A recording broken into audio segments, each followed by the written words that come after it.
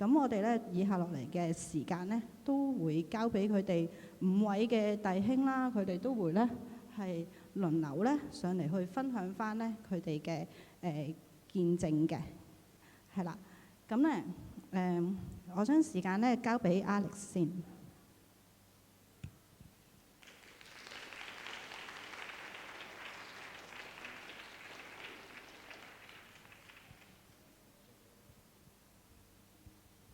喂，哇！第一次，多謝。哇！真係第一次上呢個台要講嘢，以前都冇呢個機會。咁啊，係啦，好緊張啦。咁啊，我諗可能大家第一次上喺度好緊張，所以就係啦。好，咁咧自我介紹先啦。咁啊我叫浩洋啦，或者有啲人咧會叫我 Alex 嘅。咁咧我自己嘅故事咧就從好細個開始啦。咁啊識我嘅人都知道我係一個信二代啦，即係我屋企人都係已經歸信耶穌噶啦。咁從好細個就基本上仲係牙學語，仲未有任何記憶嘅時候，已經係翻緊教會噶啦。咁當時咧係跟屋企人咧翻循道衛理觀塘堂嘅。咁然後去到小學嘅時候咧，因為小學嗰邊都有團契啦，亦都有佢自己嘅教會。咁喺嗰邊都認識咗好多唔同嘅朋友啦。咁所以後來咧，我嘅求學階段咧都主要係喺小學嗰邊，即係馬鞍山堂嗰邊就團契嘅。咁會話咧喺我求學階段嗰度咧，我嘅教會咧就佔咗我生活好大部分嘅。咁可能其他嘅朋友啊、同學啊，佢哋星期5、6日係去可能同朋友出街去玩、屋企温書或者做功課嘅時候咧，我基本上每個禮拜嘅5、6日咧，我都係留喺教會裏邊嘅。咁禮拜5我打波啦，禮拜6就有團契啦，咁啊星期日就有主日學同埋之後嘅主日崇拜啦。咁喺嗰段時間喺香港嗰段時間係非常之感恩嘅，因為喺嗰度認識咗好多到而家都仲有聯絡嘅一啲團友或者一啲導師咁樣。佢哋喺我嘅信仰之路上面都幫咗好多啦，咁亦都建立咗好多信仰上面嘅回憶啦。咁係啦。咁然後之後，當我考完 DSE 之後咧，咁我就決定咧就去台灣讀書嘅。咁可以話係呢一個決定咧係改變咗我人生一個好大嘅方向。因為當時18歲係即係第一次去唔係叫離家出走嘅，即係第一次係離開屋企去一個好遠嘅地方去獨自一個人去生活啦。咁尤其是即係18歲，可能都唔係好識好多嘢，咁所以喺嗰個時間都好多時間都係自己一個人喺宿舍又好，或者屋企都喺度面對呢啲困難啦。即係當中好多可能生活上嘅改變啊，要習慣啦，又或者係語言上面嘅文化上面嘅唔同啦，又或者係人際關係啊、學業上面等等遇到嘅挑戰啦，變成咗喺呢啲時間咧就會有好多嘅懷疑啊，好多嘅質疑啊。咁喺個時間我都即係有嘗試向上帝禱告，向上帝控訴我嘅問題啦。但係喺嗰個時間咧，上帝就好似同我玩捉伊人咁樣。我越係同佢呼求，我越係同佢禱告咧，佢就越係唔回應我嘅，係啦。喺嗰個時間就感覺好似自己被黑暗籠罩住咁樣。自己就算你伸出你嘅五指，你都睇唔到你個方向。你唔知道你會去邊度，你都唔知道你究竟向前行緊定向後行緊，連左同右喺邊度你都唔清楚。喺嗰個時間係個人真係好 frustrated 嘅，真係好即係完全係陷入咗一個懷疑嘅階段咯。咁喺嗰個時間係可以話係我人生最低落嘅時間啦，係我最唔開心嘅時間啦。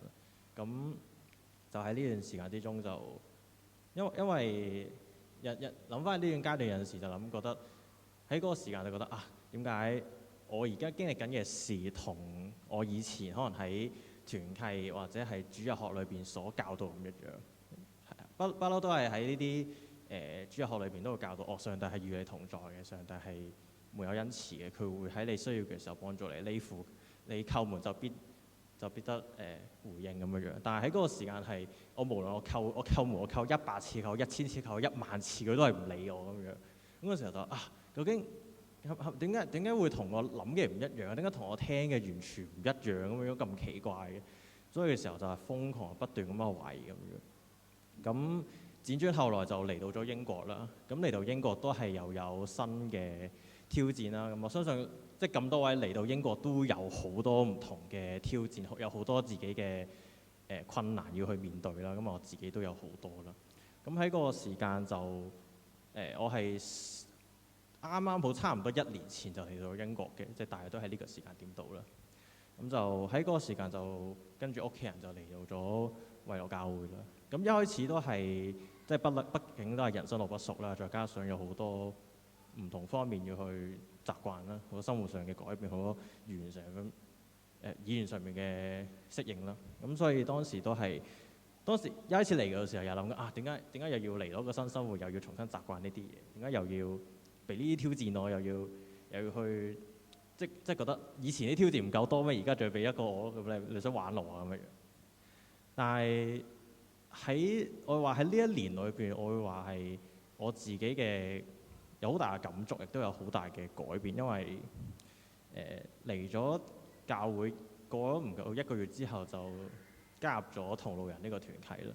咁我記得一開始同路人其實真係唔係好多人嘅，即係可能一開始可能每次聚會可能唔夠10個人咁樣，但係如果嚟我哋上個禮拜就打邊爐食嘢，其實差唔多20個人啦已經，即係從嗰個規模好細，即係可能當時冇乜感覺自己認識嘅人，冇乜自己可以同一個年齡層嘅人，去到而家可以組成一個好大嘅團契，大家可以喺團契時間裏邊互相分享、互相去鼓勵、互相去支持咁樣樣，變成我覺得自己感覺好似翻咗去以前我喺香港嗰段日子咯。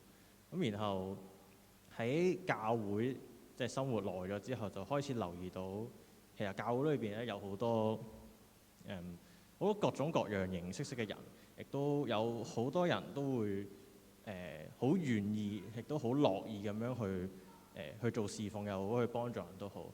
即係可能教會嘅侍奉崗位有好多，可能從你由教會一入嚟就見到嘅一啲接待組，佢哋好熱烈咁樣歡迎你，無論你係第一次嚟定係你已經嚟咗好多次都，佢哋都好樂意咁樣同你傾下偈，同你吹水咁樣。咁亦都有我哋每次敬拜都有個敬拜隊，敬拜隊有好多唔同嘅樂器，有好多唔同有能力嘅人去用佢哋自己嘅天賦、自己嘅能力去用音樂去將呢股榮耀歸俾上帝。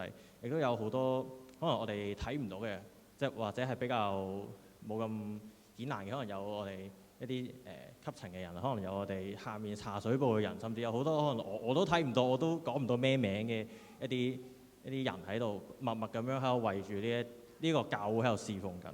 喺見到呢個情況之後，我覺得我非常之感動，因為我冇諗到原來當有一班人係為咗上帝去做嘢嘅時候，嗰個畫面係非常之美麗，令到我諗呢一個都係其中一個原因，點解我想洗啦？因為我好想加入呢一個好大嘅教會，呢一個大嘅家庭，亦都好渴望成為我呢啲好羨慕又或者係好想成為嘅人，亦都想成為佢哋，都加入侍奉去繼續去用我自己能力去榮耀翻上帝咁樣樣。咁所以就變成咗而家我就企咗喺呢個台上面，又同大家分享呢個洗禮嘅經歷咯。咁我記得有一篇嘅經文咧，我係而家係可以話係我而家嘅座右銘啦。咁佢記載喺以弗唔好意思啊，唔見咗嘅。係啦，佢記載喺以弗所書4章16章嘅。咁啊經文係咁講嘅。全身都靠他聯絡得合適，百節各按各職，照着各體的功用彼此相助，便叫身體漸漸增長，在愛中建立自己。我諗未來嘅日子，我都雖然未必好清楚自己嘅走向係點樣啦，可能好似牧師所講，唔係話洗完禮就會可能唔係洗完禮就一帆風順啊，又或者會完全冇任何障礙，但係我希望可以自己喺呢一個教會裏邊，可能靠住唔同嘅方面嘅敬拜或者服侍都好，咁可能我之後 plan 當然會加入敬拜隊或者加入音控組咁樣，希望可以喺呢啲侍奉之中能夠同大家即係互相幫助、互相扶持，喺愛裏邊得成長，將榮耀歸於上帝。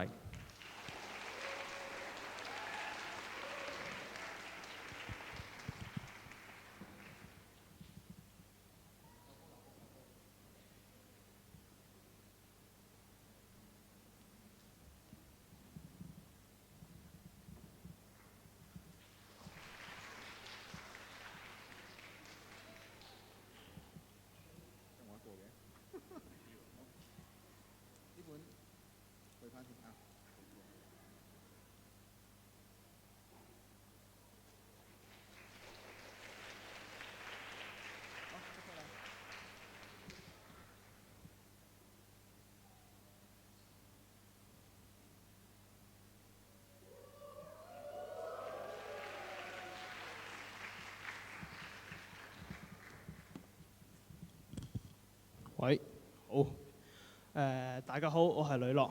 喺我嘅信仰入邊，其實我覺得有好多唔同嘅起伏。信仰對我嚟講，其實係跑馬拉松。可能途中會有障礙，自己都會有攰，會跌倒嘅時候。但係去到最後，其實總會係起到身，全靠都係神嘅幫助。咁我覺得其實喺我信仰入邊最大嘅改變，我都覺得就係喺移民過到嚟英國嘅一個轉折點。即係喺香港，其實我自己都好想見到彩虹。當時其實我都唔係好知道彩虹就係神對我哋立嘅應許。純粹當時就覺得彩虹靚，但係就係香港成日見到一次彩虹嘅啫。跟住過到嚟英國，其實我好記得第一個月就已經見到彩虹，仲要係雙彩虹。當時就已經好開心，因為真係可以再已經係見到彩虹。之後再見到彩虹，再慢慢去睇聖經，其實知道彩虹就係原來神對我哋立嘅應許。咁所以其實我之後都開始對信仰都有跟住態度都有轉變，就係我去好認真咁對待我嘅信仰，因為知道其實如果神真係喺我周邊嘅話，其實彩虹就自然都會嚟，所以係咯，好感恩有彩虹。其實喺校園入邊，我自己都有嘗試過去活出神嘅樣子，即係可能當我班同學嗰陣，佢哋自己好中意講粗口，其實到而家都係。但係其實我都會可能有時勸下佢哋唔好講啦，因為都唔係幾好，咁都令到佢哋好感恩，就係神喺佢哋生命工作，令到佢哋真係講笑嘅粗口嘅。到之後放榜嗰日，其實我預自己會好緊張、好震，但係其實我當日都唔係好震，我反而個人係覺得自己好靜嘅咯。因為其實老師對我一句提醒就係你自己俾咗幾多人生，人生自然就會俾翻幾多你。所以當我知道其實我自己有盡自己嘅力去對付呢份 GCSE 嗰陣，其實我知道無論出咗啲咩出嚟，我都呢個都係我值得有嘅一個結果。同埋我都相信神俾呢份嘅成績表我係有佢自己嘅計劃。所以當時我攞分成績表嗰陣，其實我自己都冇話特別擔心啲咩，因為知道條路係好長，所以我繼續行落去就得㗎啦。上到嚟 college， 其實我自己我覺得比 high school 開心咗，因為其實當然我淨係可以讀自己中意嘅科，咁我自己就可以好享受咁讀書。二嚟其實我自己揾到一張乒乓波台，讓到我真係可以去同唔同更加多人嘅去交流。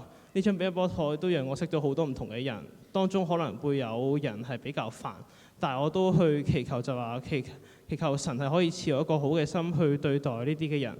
我都好感恩神就係真係賜咗耐性俾我，去慢慢去當我去同呢啲人去再去交流嗰陣，其實我都感覺到自己係有一個改變，都感謝神嘅。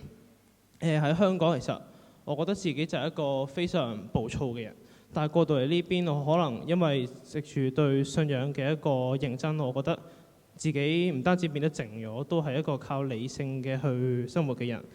我自己可能到而家其實即係之前我自己又好亂，但係因為當有一堂補習老師同我講話，其實我自己係一個好中意一間整齊嘅房嗰陣，其實我先可以專心到。咁所以到而家除咗打機同埋彈吉他有嘅興趣之外，執房都係其中一個興趣。係咯，多謝神嘅。跟住當我去再向神祈求神去俾我可以繼續更多為人踏出第一步嗰陣，我都即係喺我足球，即係我哋偉華人基督教會足球隊入邊當我隊長，咁我都感覺到就係神對我一個嘅提醒，就係你既然當到隊長嘅話，咁你就真係去好好做好呢份嘅工作，去為更多嘅人去幫助啦。咁我感覺到係神嘅對我一個提醒咯，咁所以係多謝神嘅。仲有就係就我發覺對自己生命嘅態度都有改變，即係我之前都喺社交媒體上面睇到一句就話，其實人生唔難，只係我哋唔去懂得感恩簡單嘅事咯。其實我對自己，即係我覺得對呢句嘢好有同感，因為如果我哋真係其實專心喺難嘅事嗰陣，其實神俾我哋幾多簡單嘅嘢都唔會有用，因為我淨係專注喺嗰啲比較差嘅嘢。所以其實我哋調轉翻，應該放慢我哋嘅腳步，去讓到我哋真係可以一齊去讓我哋可以懂得感恩嘅事。呢個都係可能神想對我嘅提醒，就係可能做人唔使咁心急，咁係咯，唔使咁快去做人，因為神俾咗嘅嘢一定係足夠嘅。我覺得我要多謝我嘅家庭，因為呢個家庭係有無私不斷嘅付出、不斷嘅犧牲，去讓我可以有一個好嘅環境下去成長，去可以成為到呢一刻嘅我。佢哋嘅愛、佢哋嘅支持都反映神嘅愛，所以我要好多謝我嘅家人，都可以讓到我真係可以感受到神嘅愛，去讓我哋可以企喺度見證到佢嘅救恩咯。我自己嘅名字都係即係我嘅英文名 Lemuel 係嚟自箴言嘅31章尼布伊勒王嘅一個即係嗰度當中都有箴言31章8至9節，佢都講到話：你當為不能自辯的人開口，為所有孤獨無助者伸冤。你當開口按公義判斷，當為困苦和貧窮的人辯護。我自己都對呢兩句嘅箴言好有同感。因為唔知係我至少有一個好強嘅正義感定係咩，讓到我真係知道其實呢個世界都有好多無助嘅人，我哋有能力嘅人就應該去更加多去踏出第一步，去讓到為更多嘅人去作神嗰份嘅工作，去捍衛即係去保護佢哋咯。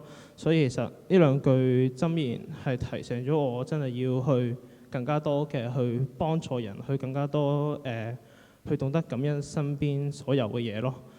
除咗家人之外，我都想多謝一班由細到大識咗嘅同路人，佢哋互相嘅，即係我可以從佢哋入邊可以學習到好多唔同嘅嘢，互相嘅支持，讓我可以喺可能 GCSE 或者自己人生嘅低谷嗰陣，都可以俾佢哋嘅去撐住，知道喺佢哋喺我背後，我感到好安慰，因為知道我自己唔係一個孤單嘅，係咯。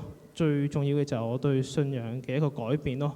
我2-3年前，我記得就係我哋一家讀完聖經之後，我對神都有更多嘅好奇，讓我可以我想抄聖經。咁當時抄聖經，我就係阿媽建議我抄箴言，咁我夜聽抄。跟住我抄嗰陣就開竅咗，我唔單止係信仰上面開竅，我都係可以喺學業上面開竅，以至我可以喺英文文學中都攞到9嘅，我都好多謝神。係咯，跟住仲有不斷嘅靈修同埋幾個嘅營會，讓我真係對神嘅存在真係可以更加確信，因為喺嗰幾個營會入邊，我都好親自咁感受到神嘅存在。佢係喺我生命入邊無處不在，呢個都係透過大自然嘅證明咯。我由細到大自己都好中意大自然，當我自己感到孤單，我覺得好無助嗰陣，我自然就會去欣賞周圍嘅風景，可能係花草樹木乜都好。其實當我睇到周邊嘅大自然，我覺得就係一個對神嘅一個溝通方法，除咗祈禱之外咯。因為大自然帶俾我就係一個安慰同治療嘅過程。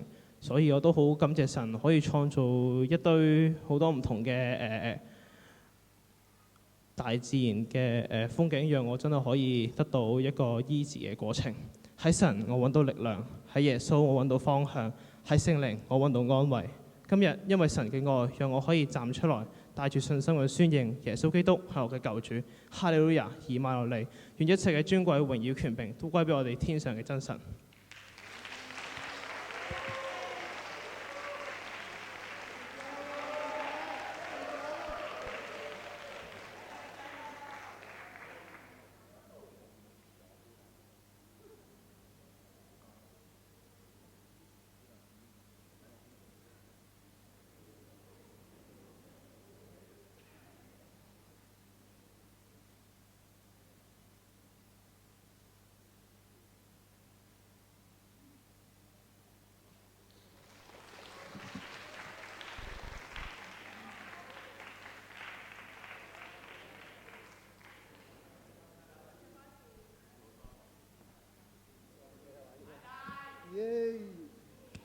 Hello，聽唔聽到咁多位？係，大家好，我咁樣叫好先。大家好，我咁樣叫楊樂啦、Jack 啦、阿丁啦，樂仔有好多唔同嘅名嘅，一個信二代人嘅啦。而我阿爸就係啱啱幫我浸我落去嗰個啦。我阿哥咧就係啱啱打鼓嗰個咧，係真係好型嘅元祖仔，我真係好中意元祖。同埋我細佬仔喺嗰度啦。其實我係一個好冇自信嘅人嚟嘅，點解咧？因為我好容易犯錯，覺得自己，同埋都好驚去俾人指責啦，亦都好驚失敗，同埋好覺得自己點解可以咁容易失敗咧？做咩都錯咁樣。但不過同埋即係會好唔相信自己嘅。但不過我有一班好嘅同路人喺度，同埋我哋一齊喺度一齊經歷神，喺度一齊笑一齊喊，喺度咩啊？好 sorry， 喺度一齊笑一齊。喺度一齊笑一齊喊，令到我哋係真係可以經歷到神更加多嘅，同埋我亦都唔會好似之前咁樣冇咁自信。我而家就係好開心咁樣喺度宣認上帝係我嘅主啦。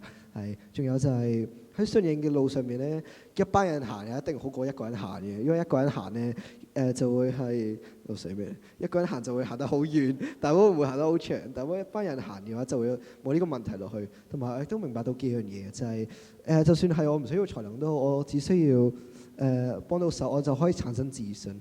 就算失敗都在所難免咯，咁點解我唔去開心咁樣挑戰佢咧？同埋就算係不正確都好，亦都冇有問題嘅，係就係而且喺我2年班嘅時候就又發現自己有呢個睡眠窒息嘅症狀啦。喺一個睡眠嘅時候就會呼吸暫停或者減弱，每一個晚上就可能好幾分鐘或者好幾秒咁樣樣嘅。但係當我知道呢件事嘅時候，就3年班嘅時候就切除咗我嘅扁桃腺啦，之後令到我可以冇阻住我呼吸嘅瞓覺嘅時候。但係喺個 COVID 嘅時候咧，我5、6年班啦，我就上網課啊嘛，咁都係嗱上網課就知冇人管㗎啦，咁就即係我就係咁食啦，之後變咗成個肥仔咁啦。係大家如果知嘅就係啦，係就係變咗個肥仔咁樣嘅。但係當我去醫院度照內窺鏡嘅時候咧，我喺度我竟然喺呼吸做咩？我睡眠窒息咗11次，係11次，哇好嚴重喎！11次，我個醫生就即刻同我阿媽講話：喂唔得，你個仔真係好嚴重啊！10分裏面有10分嚴重，你真係要得啊！因為你切除脂肪就要先可以去英國。第二嘅話就係你戴呼吸機瞓覺。之後我阿媽就話：咁你咪逼部機去戴咯。之後阿媽就話：之後發覺到其實係甚至連部機都唔肯，係部機都帶唔到，即係我覺得真係心諗死啦！咁我喺呢個時候就諗緊，咁點解神係你喺邊度咧？神你唔係一直會保佑住我嘅咩？你嘅平安唔係喺我身上面嘅咩？點解我感受唔到嘅？點解我漆黑嘅道路當中揾唔到你嘅豔麗陽光？你喺邊度啊？但不過因為一件事改變咗我嘅諗法，就係我阿媽佢個朋友就返咗天家啦。當我知道呢一個事情嘅時候，我就發覺到生命係幾咁卑微，係幾咁即係幾咁細嘅一樣嘢。但不過我依然仲喺度，即係代表我依然神未放棄過我，亦都我都未對神有放棄嘅感覺。同埋就係同埋我之後慢慢發覺到神啊，其實原來你一直都喺我身邊，無論喺邊度都好，你都喺度。你係我忽視咗嗰份光啊！嗰個光根本上就喺隔離，係我盲咗，根本睇唔到。佢根本我自己去代入咗自己黑暗入面啊！但不過神令到我呢件事令到我明白到，其實你一直喺度陪住我，永遠都唔會令到我去孤單嘅係。同埋亦都嚟到英國之後啦，我就喺度亦都嚟咗英國2年之後咧，我就大概減咗10K 度啦，係好開心啦，係就係亦都令到我明白到神你嘅恩典係幾咁強大，同埋好似今年主題咁遠超所求啦，係啦，亦都超過我們所求所想嘅。當我無助困惑嘅時候，神係你一直牽引住我，引我走。我明白到一個道理就係你要相信神，相信神就可以將自身嘅絕望都化作為希望啦，係啦。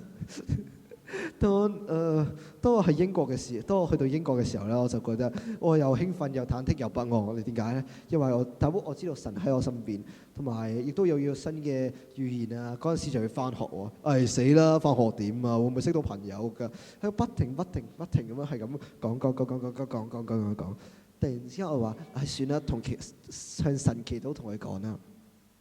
當我同神祈禱嘅時候，我就覺得哇，自己個心安定咗好多。之後上第一堂嘅時候咧，我自己真係好鬼死聰明，我竟然去答問題嘅。我竟然去答問題，我估唔到，即係同埋我真係覺得哇，原來即係神嘅恩典真係夠我用，同埋真係多過我想要，同埋我就識咗好多朋友咧，即係好開心啦。而我喺英國嘅時候咧，我對彈琴咧係即係半放棄狀態啦。但不過我公公咧就每日問我：你有冇練琴啊？令到我開始諗翻起，係喎，我好似係真係好中意彈琴㗎。令到我咁樣啦。之後再加上上年營會嘅時候咧，大家一齊去侍奉神嘅嗰種喜悅，我仲歷歷在目嘅。而就算你彈成點都神都喜悅嘅，因為聽眾只係得嗰一個，就係神啊。因為我知道，就算我彈成點都，神一定都會喜悅嘅。係之後，當我有時間就喺度練琴啦，令到我開始真係覺得，彈琴真係好好玩，我一定要喺度彈，我一定要彈琴啊，就係咁啦。同埋令到我有俾個目標自己嘅，就係我一定要呢個，就係我一定要利用自己恩賜去侍奉神啦。而我喺學校咧有個維持1個禮拜嘅 working experience 喺7月嘅。而當我 send email 嘅時候咧，佢哋一咪冇覆我啊，一咪就話冇位啦。之後話咩？就係咁話，我諗緊點解又唔得嘅？真係，我係咁 send 咗唔知好幾封，之後又唔得喎。之後當我喺度問神嘅時候咧，多從呢個打聽底下咧，我就知道咗一樣嘢，就係原來我可以喺我自己屋企，原來我可以喺自己間學校度做㗎啦。我非常之開心呢樣嘢。Yes， 之後就我就令到我可以喺度做啦。而當今年6月嘅時候咧，得知我公公翻咗天家。當我哋要翻屋企喺度做喪禮嘅時候咧，我哋本身就因為我哋真係完全唔知道完全唔知道我哋幾時去走啊。但不過神就俾我諗翻，我就突然之間諗，我就喺度問神啊，究竟我哋點樣？我哋係邊一個時間走先係最合適嘅咧？而我哋諗翻起係我 working experience 嘅時候，可以喺嗰陣時走，因為個喪禮嘅時候係大概係7月幾，而同埋嗰個 working experience 都撞咗時間。我就問嗰個老師嘅時候，嗰個老師就話：你可以翻屋香港。我就覺得真係好恩典嘅，真係點講咧？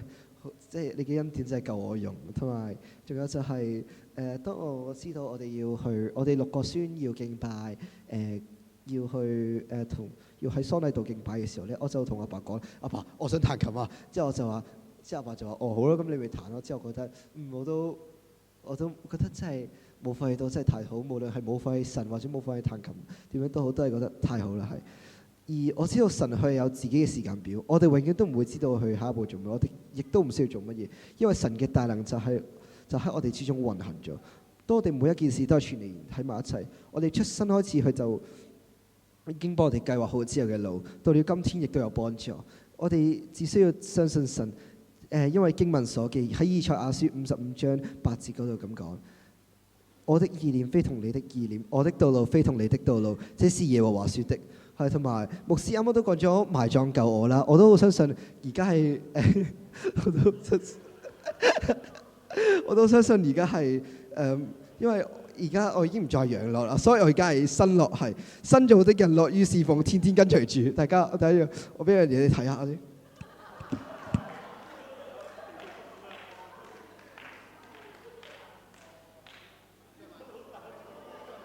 最快啊！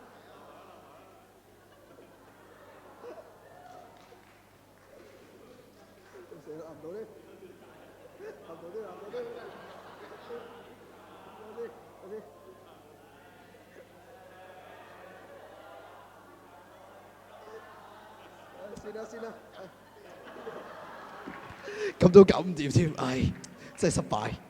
唔緊要，喺洗完禮之後都有一定好多失敗，係同埋等先，我可以翻上屋，同埋係唔緊要，我哋仲有最尾就想送上呢一段我最中意經文俾大家，就係、應當一無掛慮，凡事藉着禱告祈求和感謝，都將你們所需要的都告訴給上帝啊！喺腓立比書4章6節嘅，我覺得即係要將一切，我覺得真係要將一切嘅事情都交俾神，因為係就算我前路真係好迷茫嘅，但係我都會繼續前進，因為我相信神一定會照亮我嘅前路，即係願一切嘅榮耀願一切嘅榮耀都歸俾我哋在天上面嘅主上帝。多謝咁多位。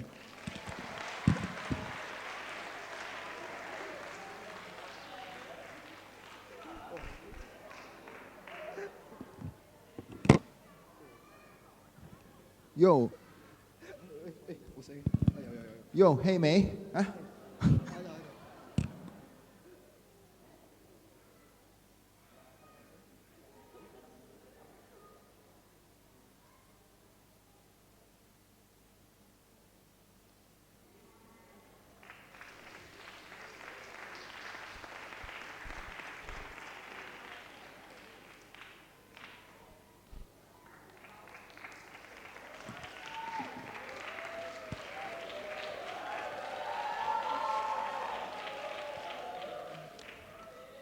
好啦，咁我介紹咗我自己先，咁我就叫 Sean 黃子倫啦。咁同另外4位嘅今次洗禮嘅人唔同，我係一個新一代嚟嘅。我個應該好咧，我嘅信仰歷程其實係好奇妙嘅。我第一次其實我係真係接觸所謂嘅宗教信仰嘅時候，就係小學啦，因為我讀天主教小學。但係即係嗰陣時嘅我就係一個好自大暴戾嘅人嚟嘅，咁甚至係即係之前試過係打過人啦喺學校，咁即係其實我嘅轉變係會話係啱啱開始嚟到英國嘅時候，因為啱啱嚟到英國翻偉流教會嘅時候，就嗰陣時純粹因為冇朋友，咁我只不過係想可能識一班朋友，即係而唔係侍奉神或者去敬拜神嘅。咁但係喺呢幾年，我喺教會無論係聽牧師講道啦，定係 youth 嘅時候，我都學習咗好多唔同嘅聖經嘅知識。咁其實之後我就開始真正喺度反思，就係神嘅係咪真係存在呢？我覺其實我有2個我好想帶出嘅 point 啦。咁第一個我就我會用翻我嗰陣時中2 Year 8嘅時候發生嘅情況。嗰陣時嘅我仲未轉變，嗰陣時都係啱啱相信神，咁個人就仲係好暴戾啦，咁即係或者好暴躁，幾乎真係日日喺屋企係同媽咪嗌交嘅。咁我都好感恩你爸爸媽媽，你自細都包容咁嘅我啦。咁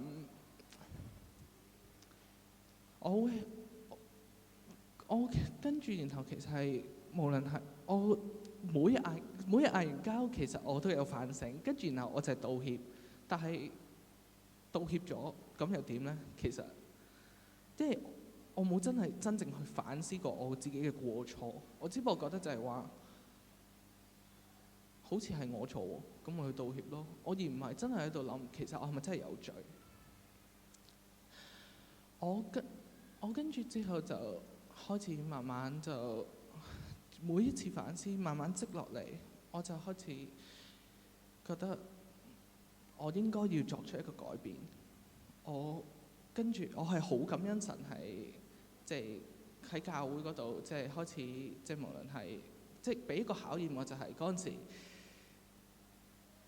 朋友都開始有少疏離我啦。咁我開始真係覺得。我真係在改變之後，但係過咗幾個月，我真係改變咗我自己之後，其實我個人真係冇咁暴躁，真係冇咁驕傲，因為嗰陣時即係我都記得我去過牧師屋企啦，我都有即係睇聖經。翻去之後，我都一段小時間，我自己都有睇過小聖經嘅。咁我就嗰刻其實我發覺自己轉變嘅時候，我係清楚一樣嘢，就係我係需要神嘅，因為神唔係一啲所謂唔存在嘅嘢，佢而係我係需要神去改變我，因為我知道我自己有罪，我唔係完美。因為以前我覺得自己就係話我係無所不能，我乜都得，唔得嘅就舉個例，有啲嘢阻礙咗我嘅，我打穿佢，咁我就可以掌控一切。但係其實生命，我係即係嚟到英國，我學識嘅其中一樣嘢就係生命其實好多嘢控制唔到，但係神係永遠唔會放棄你，同埋佢會真係會靠住你生命上嘅每一個小節去改變你嘅，令你成為一個更加好嘅人。第二個我其實真係一個好深刻嘅例子，就係啱啱今年9月啦。咁因為發生咗一啲事，咁我即係喺我身上發生咗一啲事啦。咁跟住啱啱我又開學，跟住然後所有壓力逼埋，我就有 panic attack 嘅。咁簡單講就係我可能因為某一啲事嘅緣故，或者即係我見到某一啲嘢，聽到某一啲嘢，我突然間唞唔到氣，我心跳跳得好快。咁其實我嗰下個人生真係去到一個好低谷嘅位置，因為啱啱翻到去，突然間老師話俾我聽有個 test， 咁我又攞考咗又炒咗啦，咁就勉強合格。咁我就其實即係我嗰下我係甚至我係有2個禮拜時間，我係覺得即係我覺得我唔係唔相信神，而係質疑神。呢個係個轉變。以前我係會覺得神係唔存在，但係今次我反而我係質疑神。其實你愛唔愛我，而唔係話神係唔存在嘅。我嗰陣時我就諗神，其實你係咪上帝？其實你係咪當我一個玩物咧？你即係我嗰陣時，我係每一晚我都有祈禱，我係希望上帝可以帶翻我行所謂啱嘅路，而嗰個路係我覺得係最好嘅路，而唔係上帝嘅路。我想講其實，即係我而家睇翻件事啦。如果我唔係即係如果上帝唔喺度嗰陣時，我就冇屋企人嘅安慰支持，亦都冇一班喺教會嘅朋友一直係有安慰我、鼓勵我，即係繼續向前行啦。因為嗰陣時我甚至係真係完全係有情緒失控嘅跡象嘅。咁我真係好感恩，其實上帝一直係有鋪排，因為如果唔係嘅話，我嗰陣時點解學校突然間我突然間我係有一個位可以睇到治療師、心理醫生咧？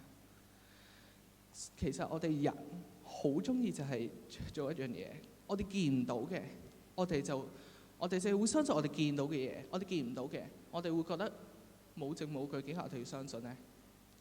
但係其實我想講，神嘅愛，佢嘅行動一直都係有存在，佢一直都係有喺我哋嘅生命嗰度運行緊，佢一直都有保護住我哋，但係佢係用行動去證明，而唔係同我哋講。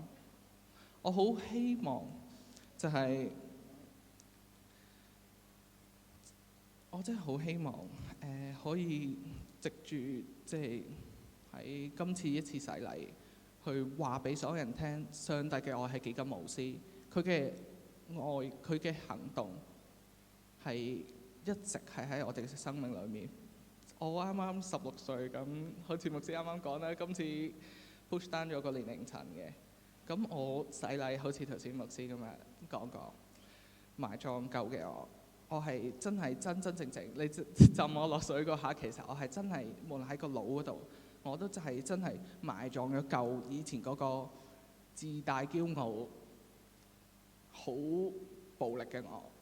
我係真係好想好好改變，即係成為一個更加好嘅人。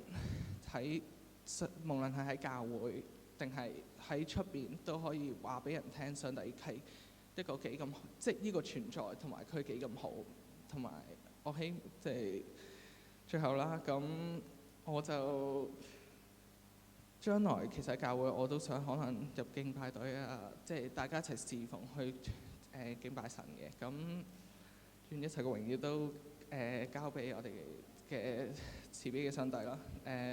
我嘅分享完畢。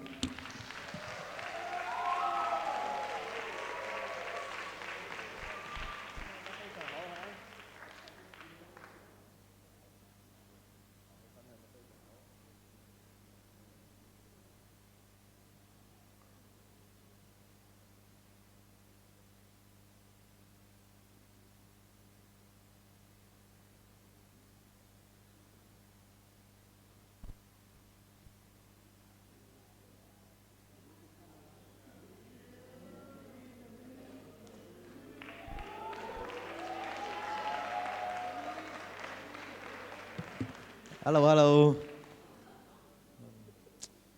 好肚餓好，OK 好，我就係阿 Ron 啦，全名就係劉允熙，冇咗嘅劉允熙啦。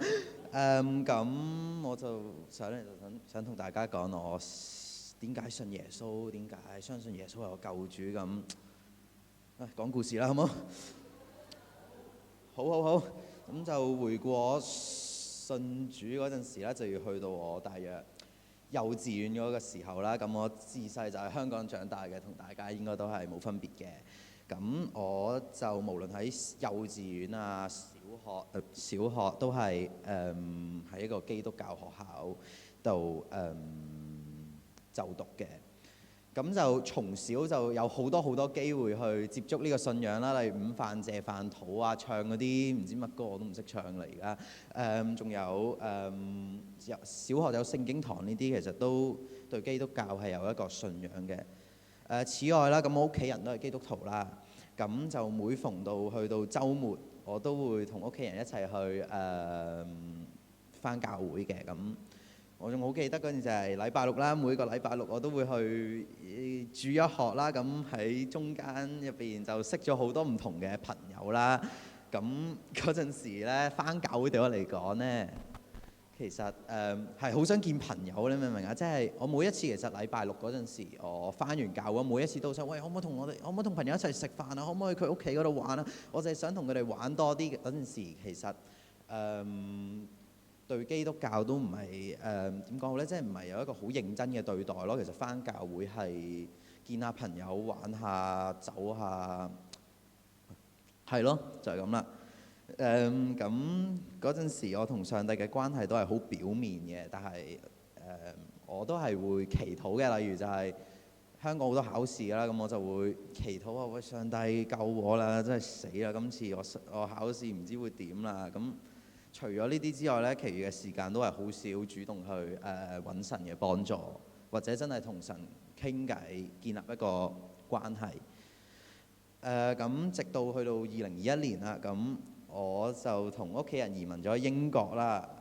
咁嗰陣時英國對我嚟講呢，係一個好有基督教氣氛嘅國家嚟嘅。但係我入到中學先發現，喂，咁少基督徒嘅，唔係基督教國家嚟嘅咩？反而比香港嘅嗰個 environment， 即係啲基督徒更加少喎。咁都係有少少唔係好認識嘅。但係好彩啦，我嘅屋企人都會繼續帶我返教會啦，堅持帶我每個禮拜日都去嚟返教會。係。而喺教會入邊咧，都 join 咗個 youth group 啦。咁喺個 youth group 入邊，又識咗好多唔同嘅朋友。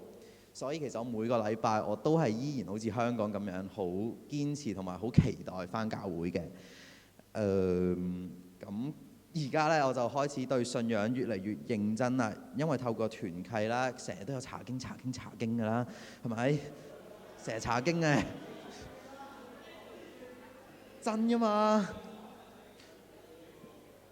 係好事嚟嘅。我就對聖經嘅知識有更多嘅認識啦。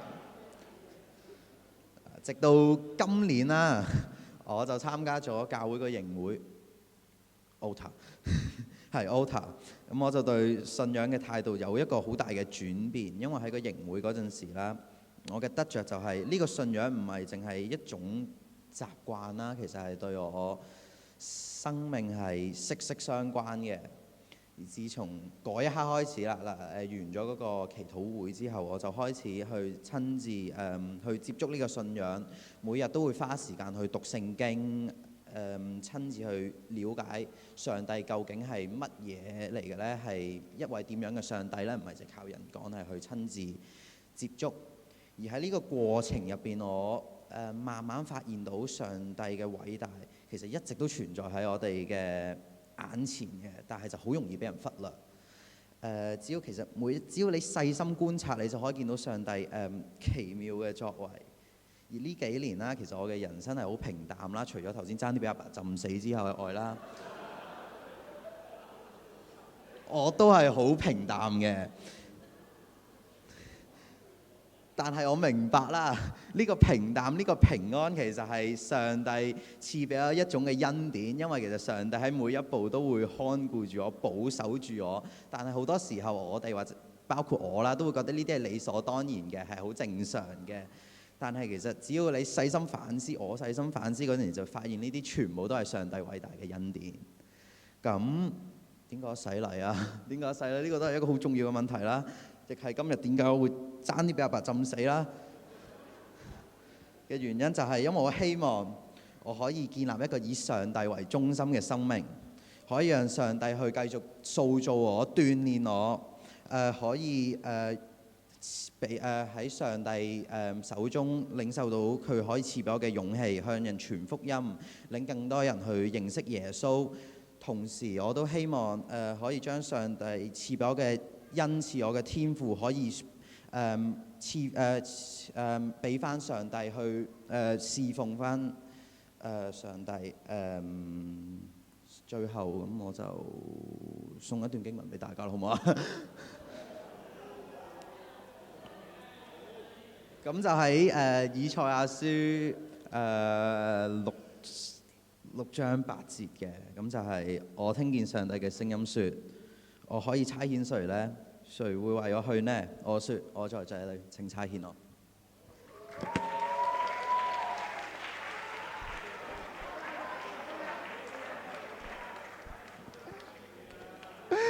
嚟攞嘢啊！